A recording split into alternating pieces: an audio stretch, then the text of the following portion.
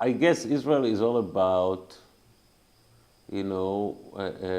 making Judaism into nationality, and almost, and at first they even tried to, to do this without Judaism as religion, basically, which I support because I think religion is stupid and violent. But in order to do that, I guess they had to get rid, or try to get rid, just to try and get rid of Judaism as ethnicity, because Judaism is not one ethnicity.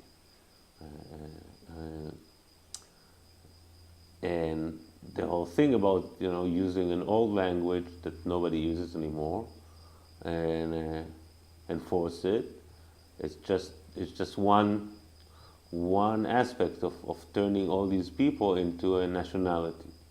Whatever was useful for the nationality was kept.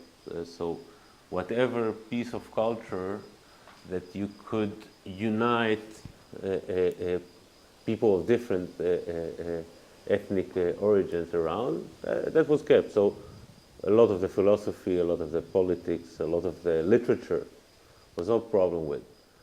But when it came to language, music, even food,